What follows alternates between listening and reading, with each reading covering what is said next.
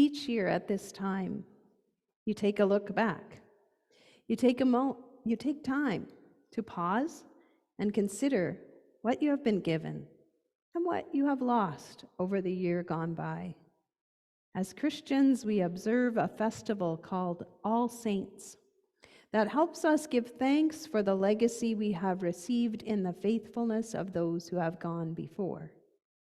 And so we will take time to give thanks for those who were connected to this family of faith or for whom you held funerals this past year. Those who have carried the light and left a light for all of us to follow.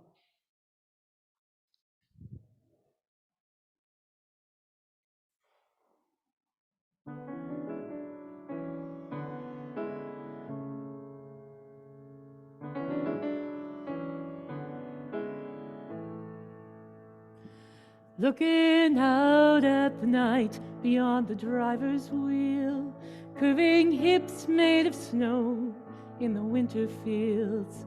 There's a house set way back where the lamplight glows like a star out in the cold, filled with people I'll never know, who left a light in the window.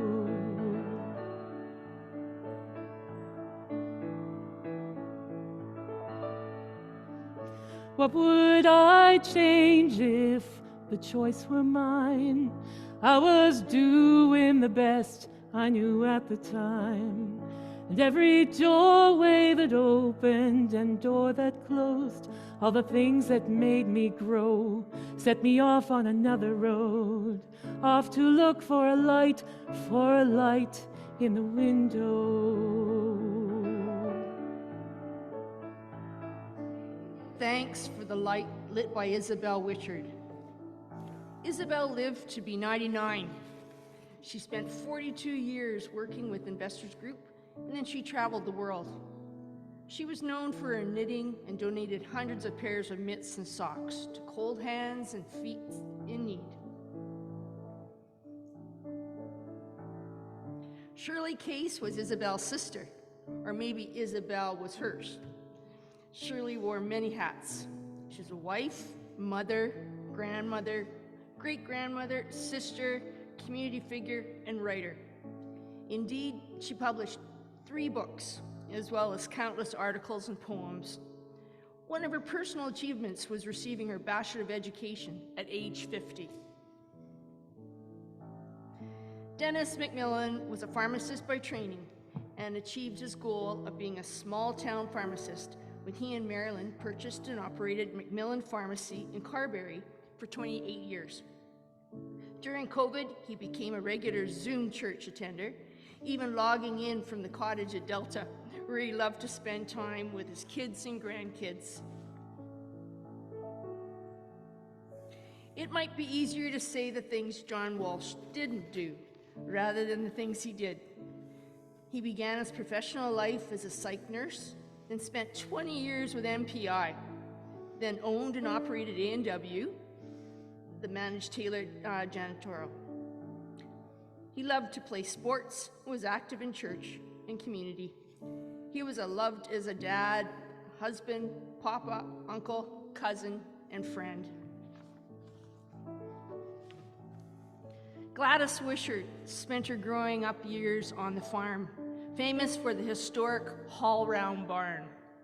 She loved being outdoors and farm life with Bud, planting trees, spending time in the garden, and watching birds. She also had an artist's eye and liked to take classes and volunteer with the local art gallery. Art Domes lived a full 99 years. His career was in the Department of Agriculture, and Art was an early advocate for the use of computers. As such, he continued using computer technology and learning new technology as it came along. Even in his 90s, during the pandemic, he was busy in his retirement, raising cattle, publishing family history books, and making lunch for Mary on Sundays after church. Bob Turco was a man of many interests: woodworking, building, playing, cards, camping, fishing, bowling, cooking, baking, and watching grandchildren as they played sports. He worked at Campbell Soup and Portage Co-op, always with a ready smile and hello, even as he was busy with his tasks. Gene Spiller was a sports enthusiast and volunteered countless hours as treasurer, scorekeeper, statistician, manager, and vocal supporter for local and ball and hockey organizations, even receiving the Queen's Diamond Jubilee Medal in 2012 for her community service.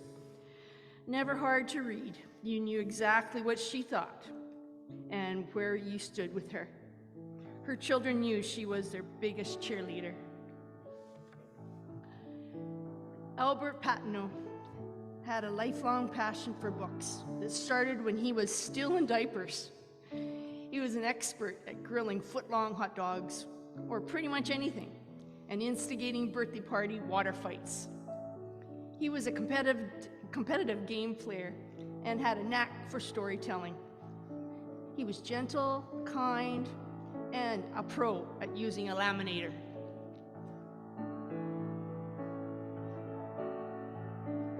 Now the old has already passed away, but the new is too new to be born today. So I'm throwing out seeds on the winter snow as the cold wind begins to blow. Standing here on a new threshold, I can see a light, there's a light in the window.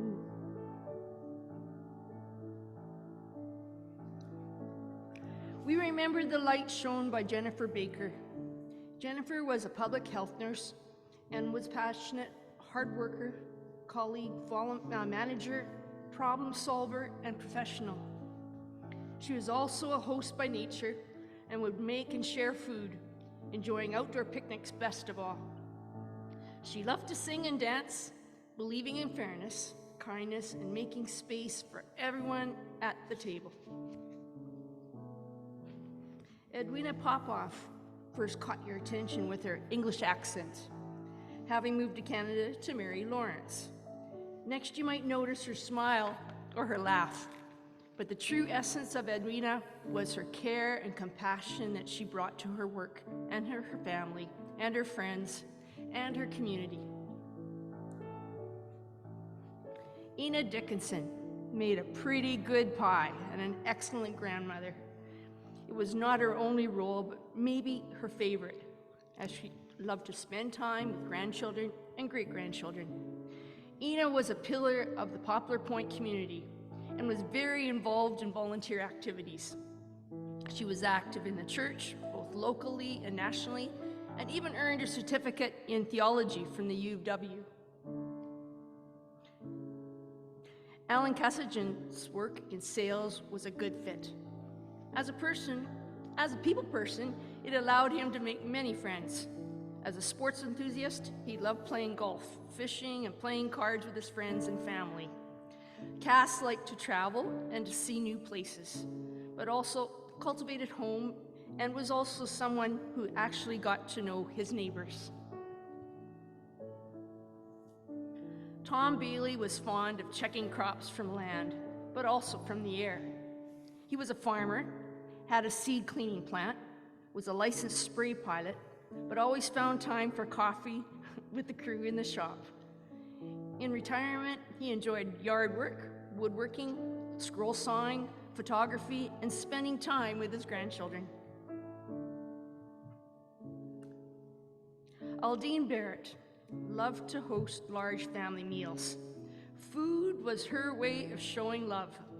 She was the parent who spent hours at hockey rinks, curling clubs, gymnastics, baseball, soccer, and football games, music recitals, and cheerleading competitions. She loved camping. She loved fishing, traveling, and saving money. Dale Braden and Karen were married during a winter blizzard, but storms of life were no match for Dale. As a longtime member of AA, he supported many others on their sober journey. He had an outdoor activity for every weather report, from snowmobiling to motorbiking, from boating and camping to traveling.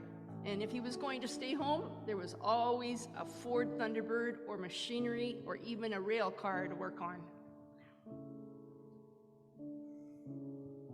Louise Greenway was a brave, strong, and loving single mom.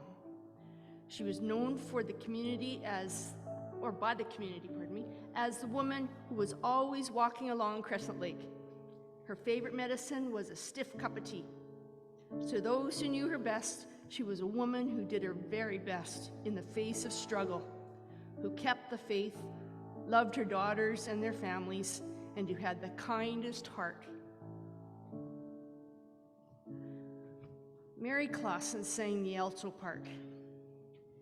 She and Art loved to sing and spend many hours in the Trinity Choir. Together, they lent their talents to community activities like the Rotary Club and operating bulk oil businesses. Mary was also a golfer and a gardener and a mom. She and Art traveled to visit their children and enjoy the Texas winter weather.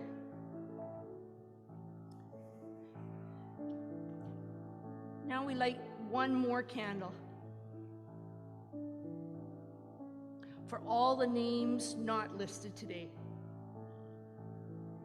Names of those known and loved who also left their own light in our windows.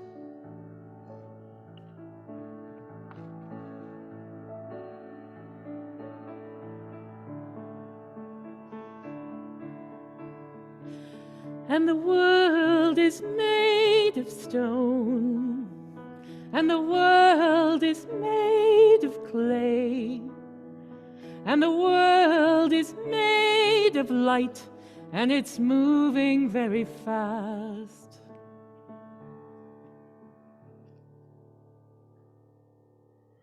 We pass from mystery to mystery, so I won't lie. I don't know what happens when people die, but I hope that I see you walking slow, smiling wide as the sunrise grows. Drop my map with 1,000 folds. In the distance I see it glow. There's a light, there's a light, there's a light in the window.